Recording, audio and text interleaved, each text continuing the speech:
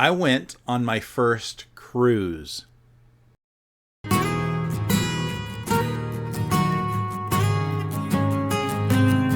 And I already want to go on my next. Hi, and welcome to Quilt Meets World, where we have adventures in piecing and joy. I'm Russ, coming into my sewing room. I'm mostly going to be talking about the cruise in today's video. I do have like a little birthday present thing at the end of this section, but that's all that it's going to be because nothing else exciting happened in the past fortnight besides my cruise. So I figured there was no reason for me to rack my brain to try to figure out what else happened because I can't think of anything else. So without further ado, let's talk about the cruise. Getting there was a challenge.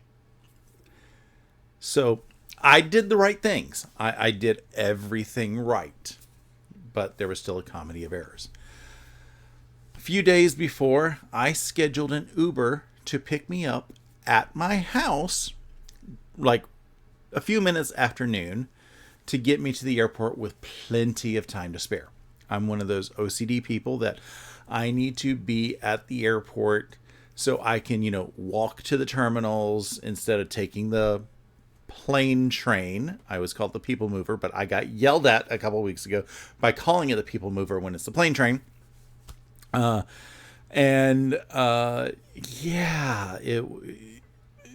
of errors.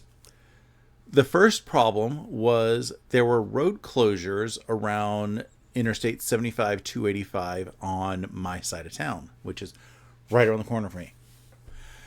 Don't know why it was closed down, but my initial driver got canceled while she was trying to get here. I had another driver that got assigned to me, and he picked me up. He was awesome. His birthday was like a couple days before that. His car kind of smelled a little like weed, but we'll ignore that. And he gets me. We're on our way. And he goes, "Why is it saying that's going to take an hour to get to the airport?" I was like, I don't know. On the way down there, downtown on the connector became a standstill. Complete stop, basically. Apparently, people in their infinite wisdom decided to close half the lanes on the downtown connector for construction in the middle of the day. I don't even know if they were actually doing proper construction at that time, what was happening, but yeah, you can't take down the downtown connector to half the lanes in the middle of the day. But I had plenty of time because my OCD craziness does that. So I wasn't that worried.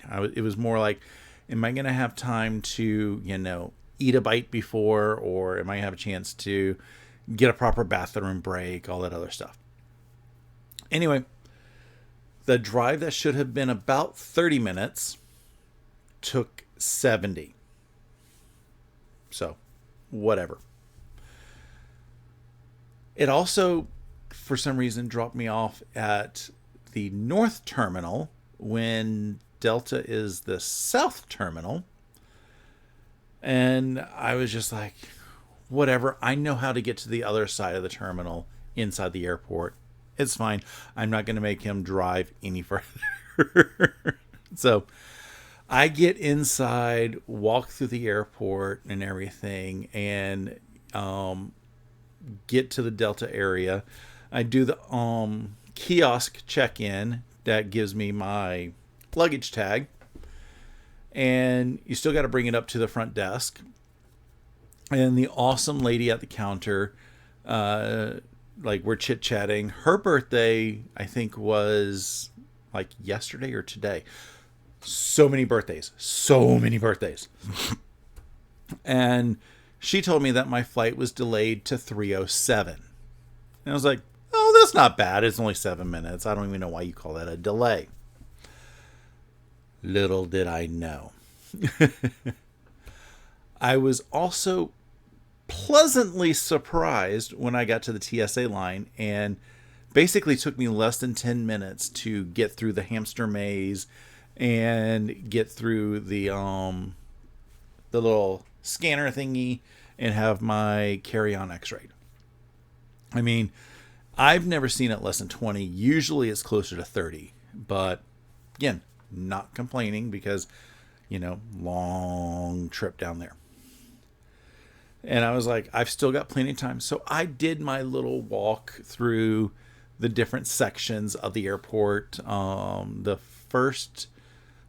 Between gates T and gates A is like ancient history, I call it, of like carvings and stuff they found in the area. And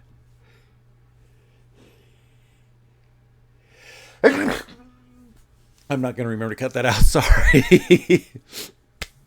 And then between gates A and B, or terminals A and B, is a fake rainforest, which I love that. That is my favorite thing to walk through anytime I'm in the airport.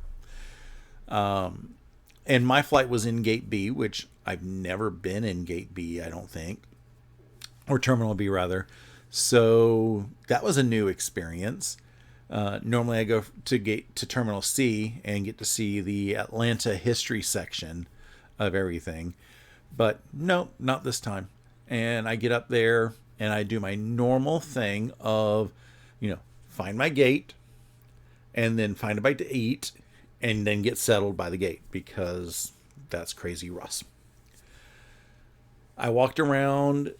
Nothing looked exciting for food in the area, so I just ended up grabbing some Auntie Annie's pretzel bite dogs. Yeah, basically pigs in a blanket, but with pretzel instead of regular dough. It was blah, but I was like, I'll have dinner in a couple hours in Fort Lauderdale, so, it'll be fine. Little did I know. As the flight got closer, we started getting notices of delays and delays and delays. It took us a while, but we apparently found out that there was an incident at the air traffic control tower in Atlanta the night before due to a smell of something. It was a gas-like smell, I Googled. And they shut down air traffic control, which meant people weren't where they were supposed to be on Saturday because flights got diverted, flights got canceled. We had a pilot, but we didn't have a co-pilot.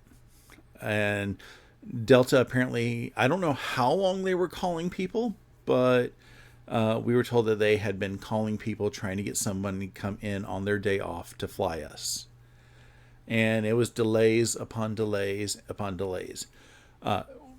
One point, this lady was freaking out because she was in a wheelchair and she got dropped off at the gate because she was heading to Houston or Dallas or one of the cities. And our plane was at the gate for so long that they had to move that plane to another gate. And she goes, "Where's my plane? Where's my stuff? Something's wrong." And we helped get the desk agents to say, "Okay, somebody come get this woman, get her to her proper gate, make sure she gets on her flight." So we took care of her. And we also, were around for so long that they brought a snack cart over to us. And I was in the restroom when the snack cart arrived, so the only thing that I was able to get was a bottle of water and a Rice Krispie treat. Some people got chips, some people got other stuff, but I just got a single Rice Krispie treat. It helped, but I was like, whatever, we'll be on the air soon, hopefully. I did get to bond with some of my fellow gate guests over spreadsheets because, I'm that nerdy. I was wearing my shirt that said, "I'm silently creating a spreadsheet for that." And the gentleman, I'm assuming he was husband, father, and everything, he noticed the spreadsheet and he goes, "Oh, I do spreadsheets too." And he said that how they did a spreadsheet for everything that they were planning on doing on the cruise which made me find out that we were on the same cruise. So we were conversing, having a grand old time, just getting little chit chats, small talk. And I got to the point where, like, we don't know if we are going to have a flight or if it's going to get canceled. That was the biggest fear, that our flight was going to get canceled. And it was basically too late to try to get a rental car and drive down to Fort Lauderdale, because it is a long drive to Fort Lauderdale. I've heard that it's, like 12 hours just to Orlando, and Orlando's like halfway there. So we would not have made the cruise if the flight got canceled. But thankfully, just before 6, we got the notice from the folks that says, hey, we got a co-pilot, and he's supposed to be at the gate at 6:22. So we're going to start boarding at 6. So we started boarding, everything else. The pilot was adorbs. The co-pilot that finally showed up, not as adorbs, but, I only got to see the two of them for like a second. Originally, I was supposed to arrive in Fort Lauderdale about an hour and a half before my friend Stephanie of Stephanie Stitches. In the end, she arrived an hour 45 ahead of me. And she waited for me, bless her heart. She had a book to read. She said the time went by very quickly because she was entertaining herself. And gave her a hug, grabbed my bag, and we ended up going to the hotel, and we crashed for the night because, yeah, we were both exhausted. Sunday was cruise day. Because Stephanie's been on a few cruises, she's got a little bit higher status, and we got to board a little early. So early that we were on the ship by noonish. And yeah, I was like, okay, this is just a huge, like, they walk you into the promenade, and I'm like, this is freaking huge. I didn't know what to do. And because she's been on the Oasis class ships before, she gave me a tour of things. We were walking around. We did this, we did that. We grabbed some lunch at the Windjammer. And we couldn't get into our stateroom for a while, so we were just basically walking around, people watching and all that other stuff. We picked up our cups because, we both got the soda package.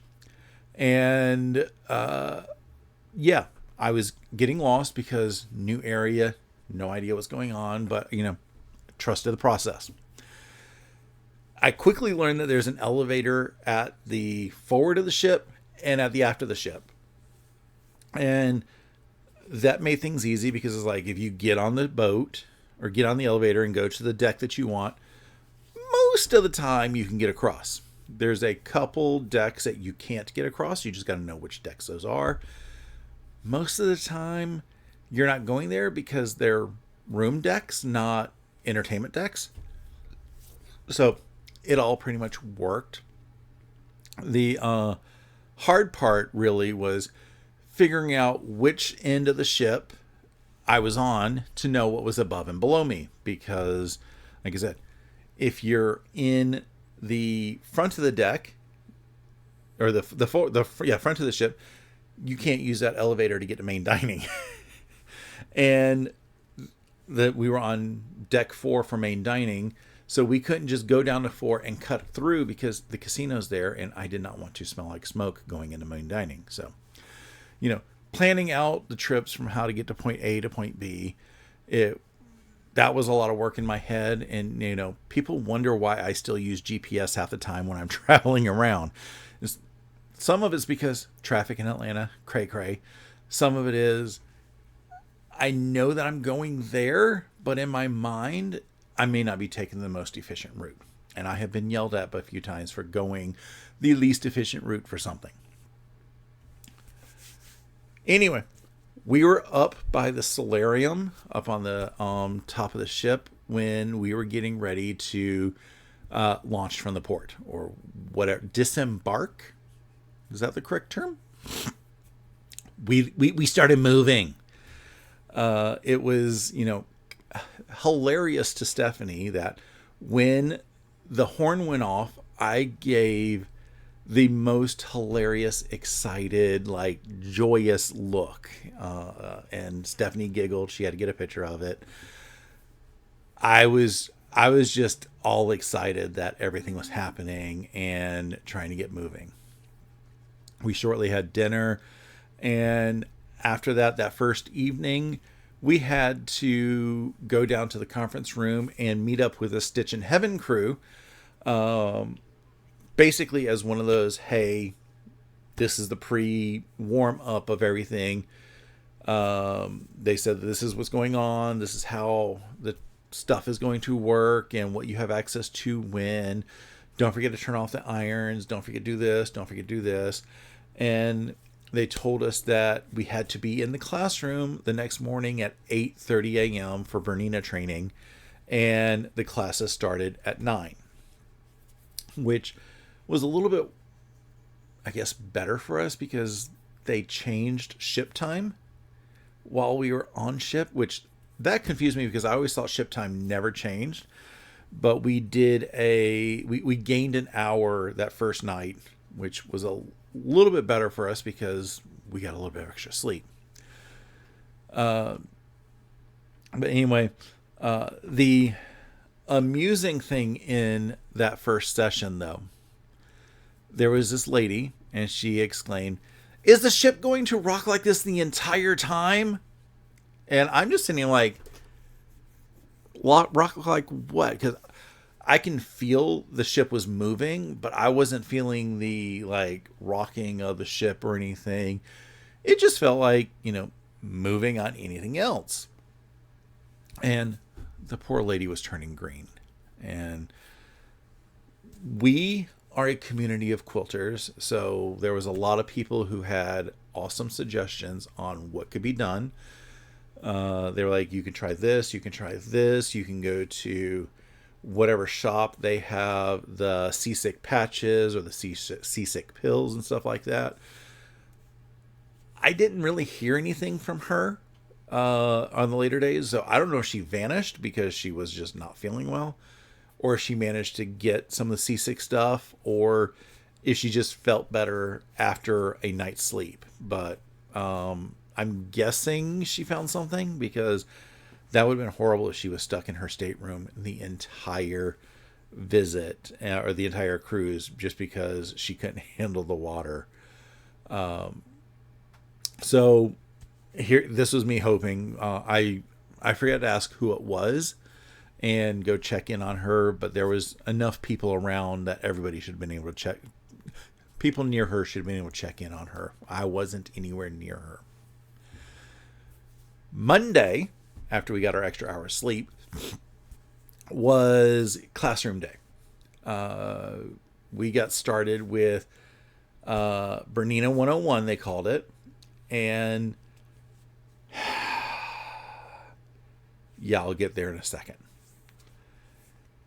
After the Bernina 101, my side of the conference room was got started with Heidi Pridemore and her Arctic Elegance pattern, which is this pattern.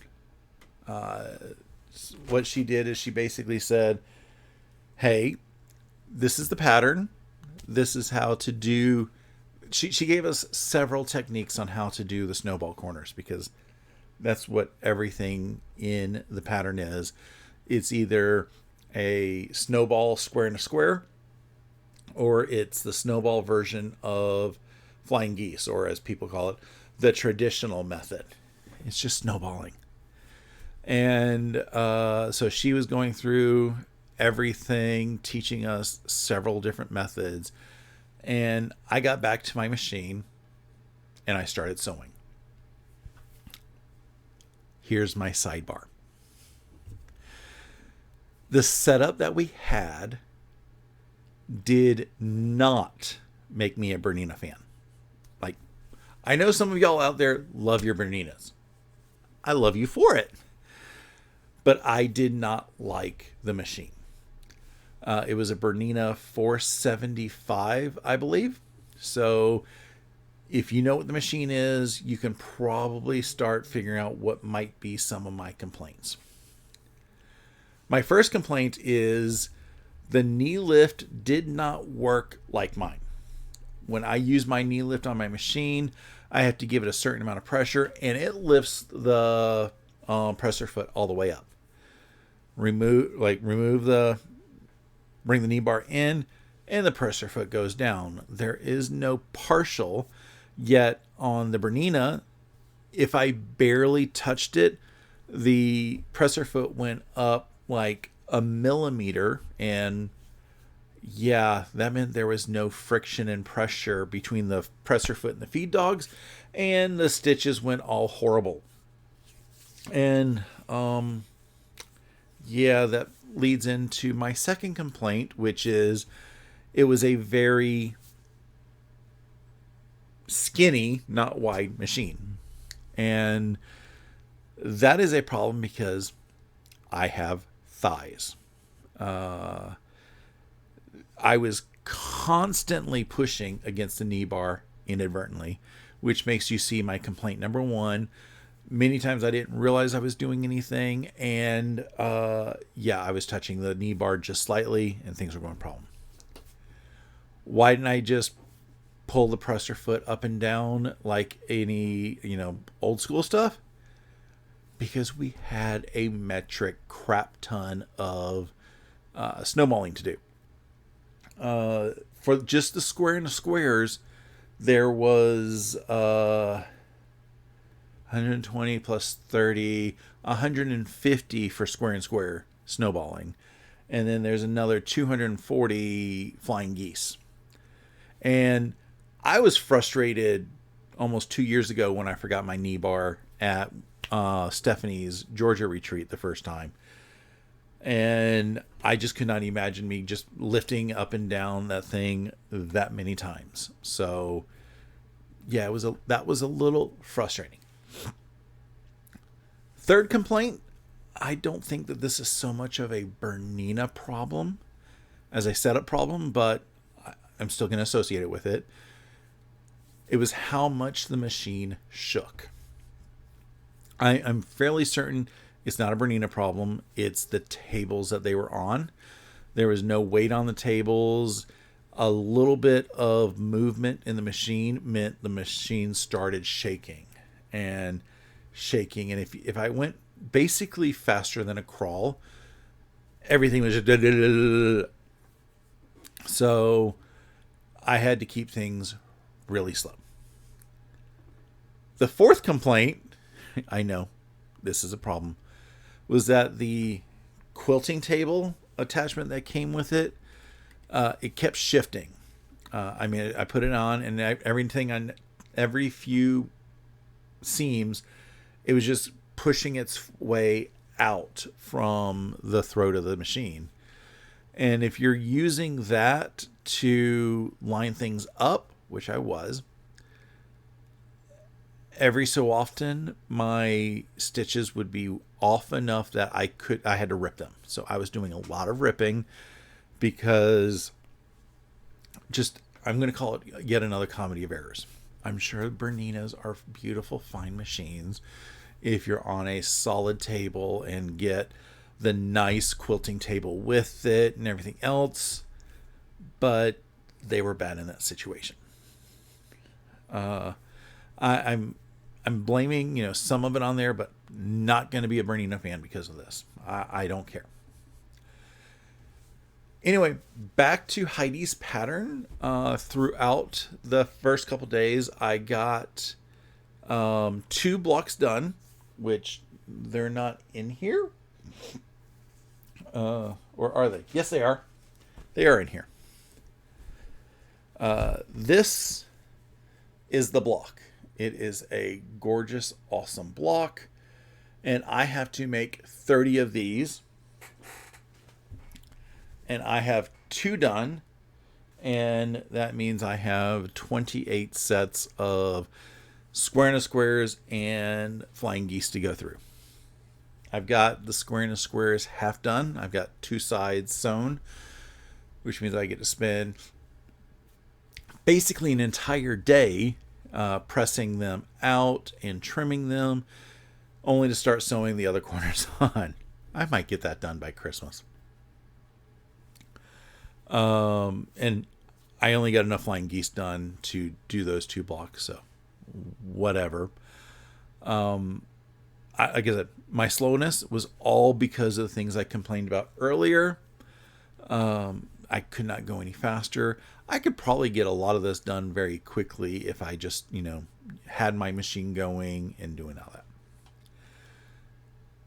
That first afternoon at sea, so we broke for lunch, came back, and we had Tiffany Hayes teaching us a class on One Charming Little Quilt. And that is from her book, Splice Magic. And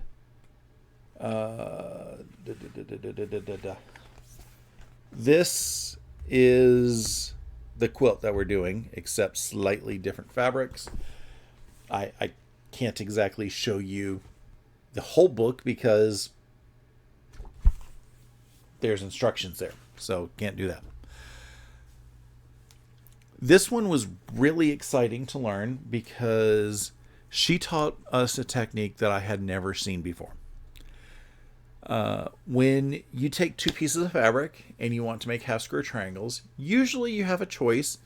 You can sew across or along each side of the diagonal, and then open up, you got 2 half square triangles. You can sew around the edges and then cut across, and you got 4 half square triangles. She showed us a technique to give us 3 half square triangles. You get 1 larger and 2 smaller half square triangles. And when you put them together, like this sample, you get this block, which is the block that is in her quilt. There are other patterns in this book. Just to give you an example, if you can see them, she makes some baskets. She makes some churn dashes. There's a lot of cool stuff in here that you can do just by having, there's pinwheels, just by having the 2 size triangles coming out with everything. You can do some really cool patterns. So I actually have more stuff I can make with that book. So awesome technique. I was very proud that I got a super sharp point there because this was not my machine. And I was complaining about the blah, blah, blah, blah, but either way. I ended up spending that afternoon, instead of going back to Heidi's quilt, I spent that afternoon sewing the units together, or sewing them for the technique. I only did that because I wanted to make sure I was doing everything still correctly. I had it in my head. I've done it enough times now that it's properly in my head. And the next step is to cut the triangles out and square them up and lay them out. She suggested that it's a little better to lay out your triangles first before you piece them, because some of your smaller triangles go on the bottom, some of them go on the top. So it was just all get it done the correct way that you want it. So you want to lay out your pattern first to figure out which one's going on the bottom, which one's going on the top. And I just decided I'm going to do the cutting and layout to be a problem for future Russ. Once I get that stuff, it's all straight stitches after that. And we'll probably go together very quickly because there's only 42 blocks. So again, future Russ problem. Between those 2 patterns, that was all the sewing stuff that I participated in. But we also had some trunk shows, some demos, and everything else in the sewing room. I got some cool tips on cross stitch because I've been saying I want to learn how to cross stitch. I just haven't had time to sit down and try to figure it out. So I got some great information from all of the experts. It was informative and everything. The only real problem was it was hot as Hades down there. We tried to talk to people. They said everything was working with the air conditioner. I don't think it was actually working right because it was just way too hot. They also, both Tiffany and Heidi, had sale tables out. They brought a bunch of stuff. They brought some kits. They brought some patterns. They brought some tools and stuff that they like to use. And I may have bought a little too much. Yeah. I did create a haul video that I published on Sunday evening about all of this. So if you are wanting to know what I got, you can go look at that video. There is one thing that I neglected to bring in that video because it was in the laundry, and it is the t-shirt that we got. We all got a t-shirt. They wanted a picture taken in the t-shirt by the car. And the back of the t-shirt says, "Eat, sleep, quilt, cruise, repeat. Stitch in Heaven Quilting Cruise," and the date. So, yeah, I have another t-shirt that I can add to my collection. I'm pretty excited about that. We wore it for the picture. That's the only time I wore it. It's an unwashed t-shirt. It felt itchy to me. I have skin problems, so little things like that bothered me, but whatever. So all of that was the Stitch in Heaven stuff. The rest of the time was just as exciting, if not more in some cases.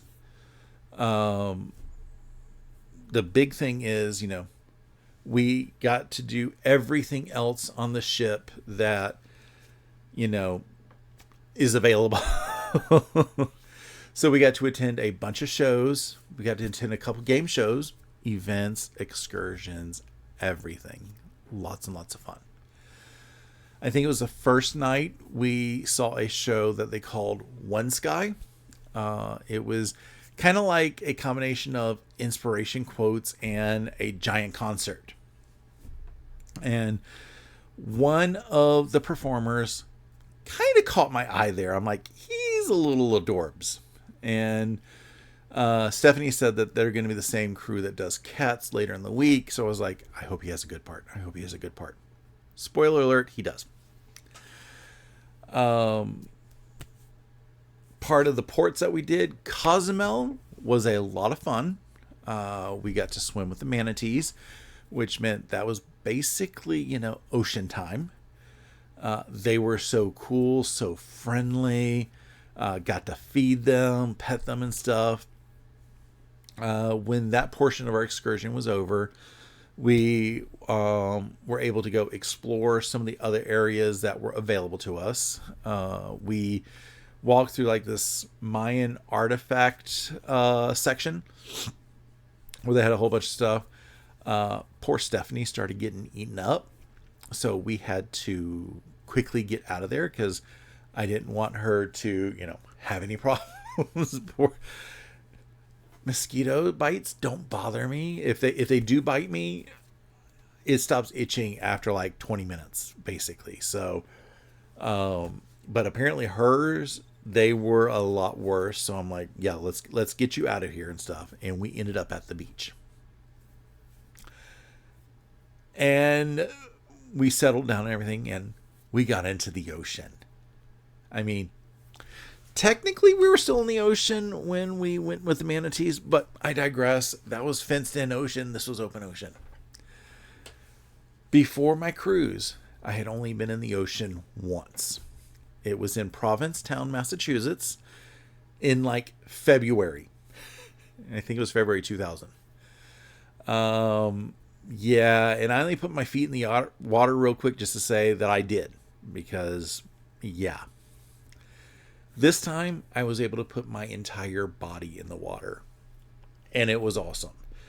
The water was warm. The waves were mostly calm. I think the tide was on its way in, the way that things were feeling. But it was still great.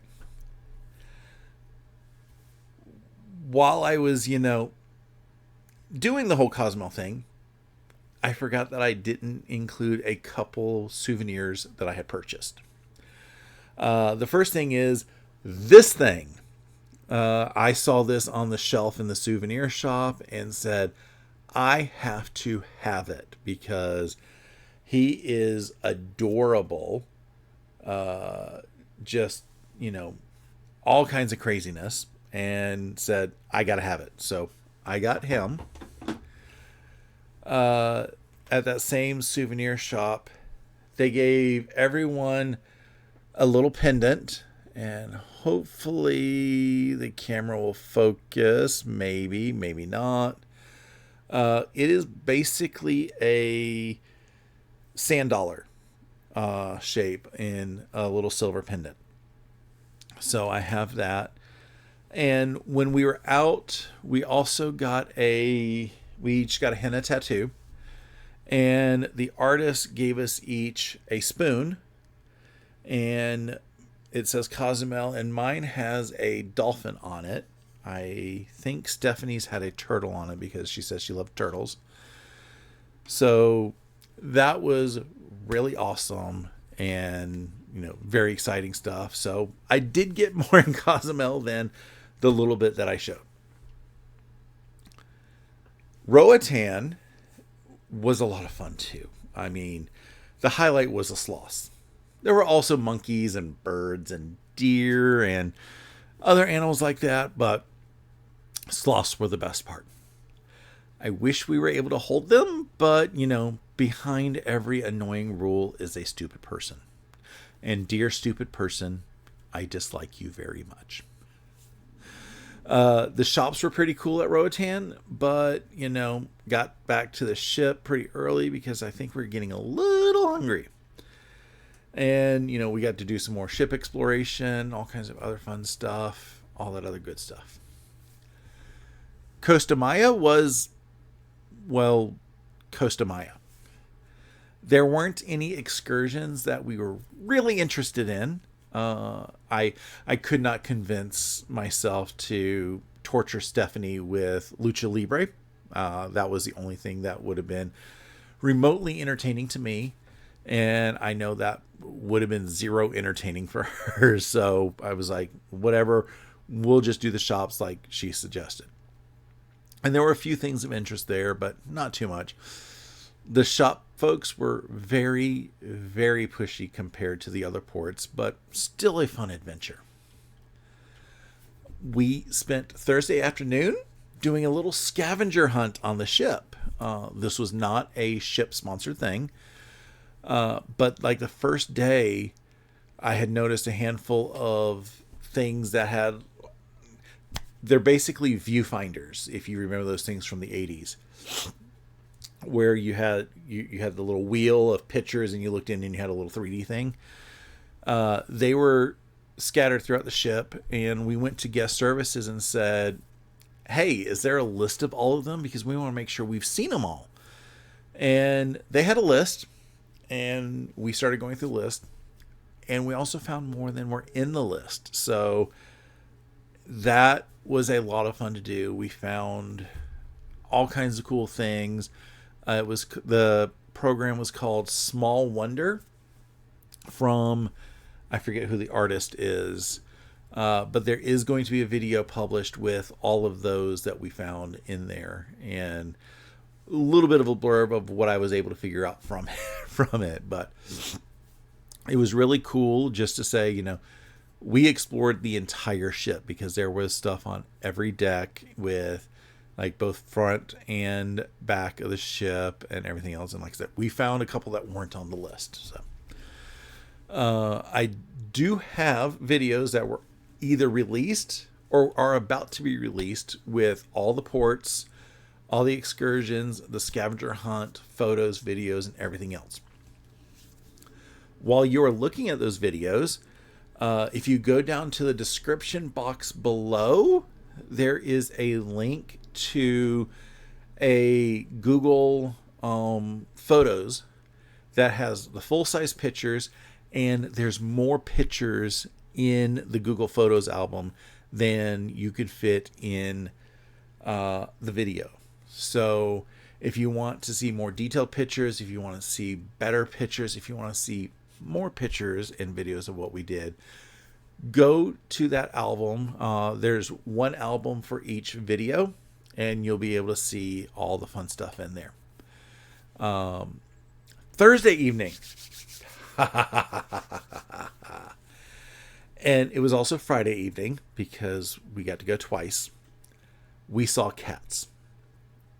Now, Cats is one of those shows that you either love it or hate it. There's no in between. And I saw it on Broadway 4 days before it closed down. In the front row or second row, one of the two. I loved it to pieces then. I loved this show to pieces. It was awesome. And the cutie from the One Sky production was Mr. Mistopheles. And I may have drooled a lot in the show. They did show the actors in there on the TV sets beforehand. So I was able to find his Instagram. And I need to figure out how to officially follow him because I'm not big on Instagram and that. So I need to figure it out. But eventually I will be following him on Instagram. He's adorable. He's got a couple fun pictures and little video clips and everything. So don't think I'll be able to drool at him in person again. But, you know, maybe I'll have to find another cruise on Oasis before he leaves the ship. Departure day. That was another adventure. Stephanie had an early flight, so we departed in the 7:45 a.m. group. We picked up our luggage and got an Uber to the airport. That's when I found out that you can't check into your flight until about 3 hours before.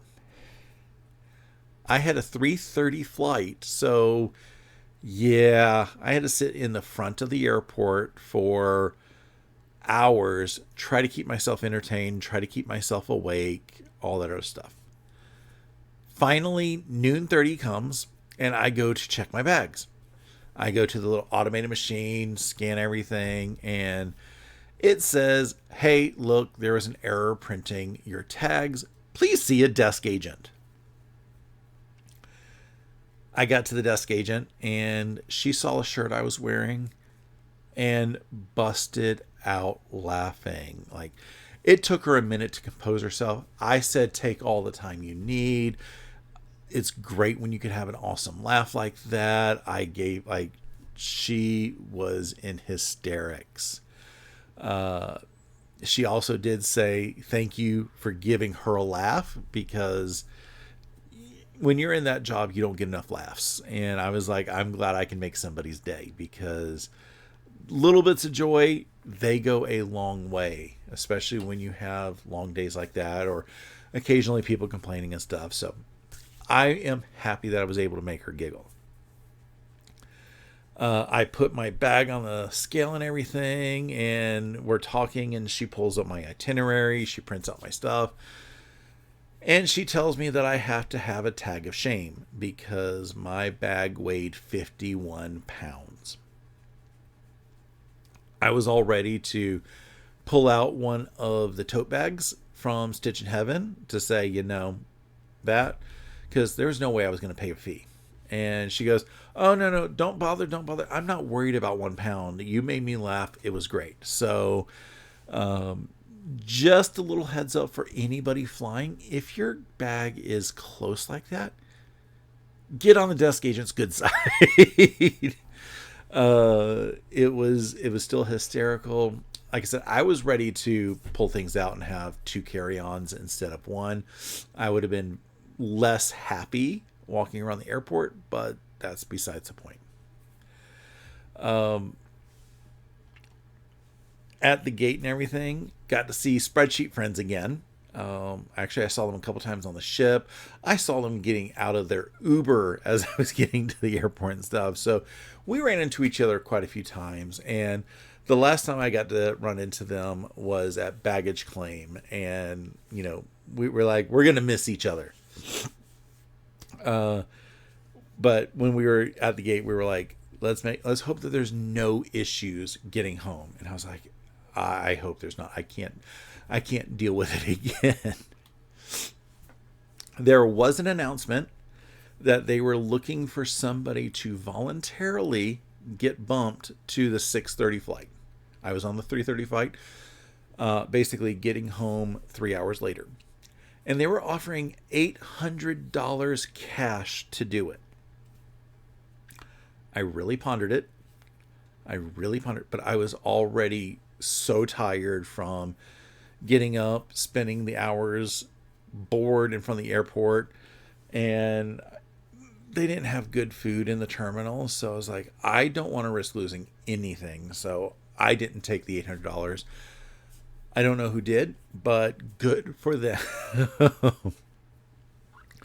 The plane took off without a hitch. We got into Atlanta without a hitch. I got an Uber home without a hitch. Got home just after 7 o'clock. And basically everything just said, I want to crash. I slept so hard. I went to bed at like 9 o'clock, which is unheard of for me. The only reason why I was awake at 7 a.m. is because I have a bed cooler that only can run for like 9 hours, and it turned off. And I was like, it's getting hot in here. So that's the only reason why I was up as early as I got up. Sunday was basically trying to recover. I did say, you know, I was annoyed that there was no elevator to main dining or the Windjammer in my house. But, you know, such is life when you're not on a cruise ship. I had to make food myself, and how rude is that? Monday was back to work, and there was a couple times where it was just rough staying awake because just dealing with catching up on everything. But I made it. I got to pick up Riley. She was so excited to see me. And, you know, I shared the photos with Brenda, the manager there, and everything. And she's like, I'm going to be excited to go look at this. So I will ask her what she thought when I go to drop off Riley on Friday. But when Riley and I got home, again, we crashed. She always crashes after, she'll crash for a little bit after regular daycare, but after she's been boarded, she does a hard crash for like 2 or 3 days. So it's a little relaxing, but I'm like, got to keep you moving because I want to keep you as exhausted for as long as possible. And then finally on Tuesday, a birthday package from my sister arrived. She didn't want it to be sitting out on my front porch, even though I had somebody check my mail. So she sent it to make sure that it arrived after I got home from my cruise. And I was like, okay, yeah, you didn't have to send me anything, but thank you. She sent me a few awesome things, but I have to say this clock is my favorite of what she gave me. It is a CD, which I think is just a fake CD,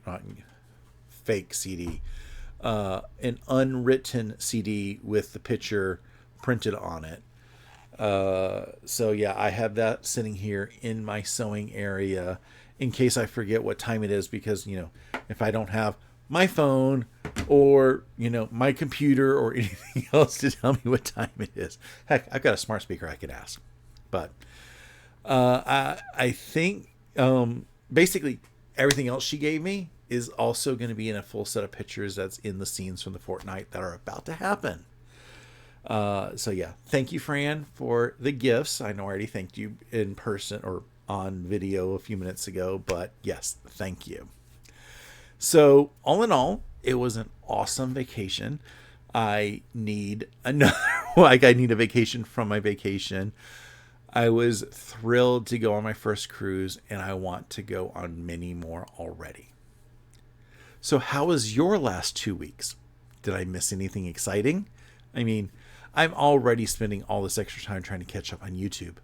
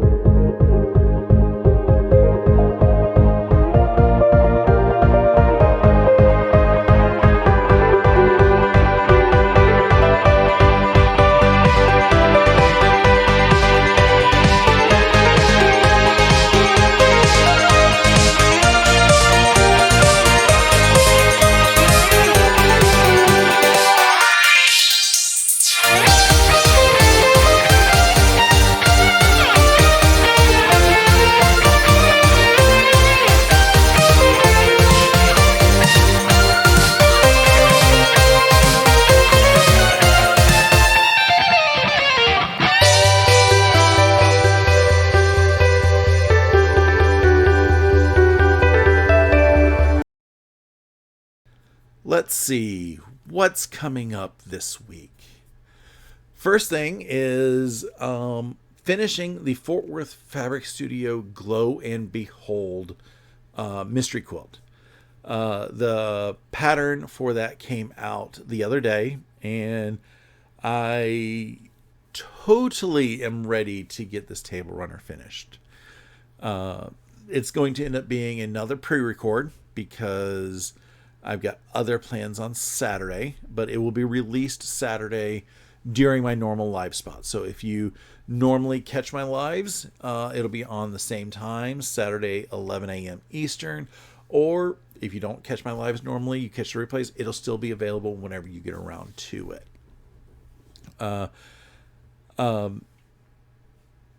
It's a whole series that I've been doing. All of the videos of this, unfortunately, have been pre-records. There was also some time travel shenanigans that happened this past Saturday. I'm still trying to figure that out, but apparently at some point soon, I need to borrow a friend's DeLorean that he drives from time to time, Get it? Time to time in order to get this video in the past. But I saw it. I got to figure out what I got to do.